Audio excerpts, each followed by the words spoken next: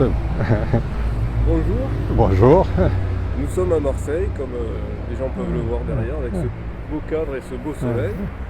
Et donc je vous pose la question, puisque il y a 5 ans, il y avait quelqu'un qui disait « moi président », eh bien si c'était vous le président, qu'est-ce que vous feriez? Je réduirais le nombre de mandats et je le mettrais qu'à un seul non reconductible. Et un seul et unique.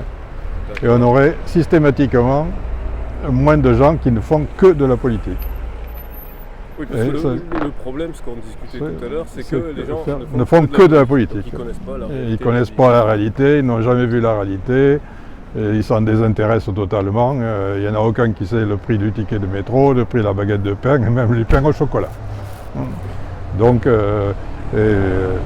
s'occupe de détails parce que c'est populiste et ne s'occupe pas de grands problèmes du monde. En fait, si on peut résumer, ils s'occupent simplement de leur business. De leur business. Il n'y a que ça qui les concerne, c'est se faire réélire qui les concerne et le reste ne les concerne pas. D'accord. Donc ça, c'est la première mesure qui est quand même une mesure très très forte de dire hop, on supprime les élections, on fait juste un seul mandat. Donc on ne fait plus que... En plus, le deuxième problème, c'est qu'il faut... Si vous prenez des gens de la société civile, il faut les recaser. Si ce n'est pas les fonctionnaires c'est facile de les recaser. Ils reviennent dans leur boulot. Celui qui travaille dans une entreprise, il ne peut pas facilement retrouver un boulot facilement. Donc il faut trouver une solution à ça, recaser des gens c'est-à-dire les gens qui seraient en mandat, qui viendraient dans la politique pendant 2, 3, 5 ans, 6 ans.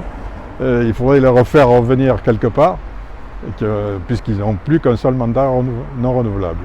D'accord, donc ça fait les deux mesures principales. Est-ce qu'il y aurait une troisième mesure? Je m'occuperai des gens. Des gens simplement des gens et non pas de la basse politique, politicienne de parti. C'est relativement facile de s'occuper des gens, mais il faut les connaître. Ça, c'est déjà un point très intéressant. Une dernière question concernant l'éducation, puisque là, il y a les dernières études internationales qui montrent que la France a diminué, notamment en sciences et en mathématiques. Qu'est-ce que vous... Ouais, l'éducation nationale est beaucoup perturbée par les politiques. La politique, on veut s'occuper de ça, on change les programmes d'histoire, on change les programmes de mathématiques. C'est fait là aussi par des politiciens de l'enseignement et non pas par des enseignants.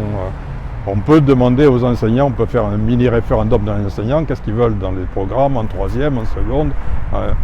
C'est relativement facile. Et changer l'histoire aussi, on veut faire l'histoire, on veut marquer son territoire. Non, l'histoire, elle est mondiale maintenant. C'est bien de connaître un peu l'histoire. En cours élémentaire, on peut faire une histoire normale, et puis après, on peut parler de géopolitique un peu, quoi. D'accord, donc ce serait revenir finalement aux gens de terrain, quoi. Oui, aux gens de terrain, ouais. La vie, c'est notre vie, quoi. Exactement. c'est pas la vie des autres. D'accord, mais je vous remercie. Juste une dernière question pour clarifier, pour que tout le monde soit bien clair. Je vous ai rencontré comment? Au hasard. Au hasard sur un trottoir. Voilà.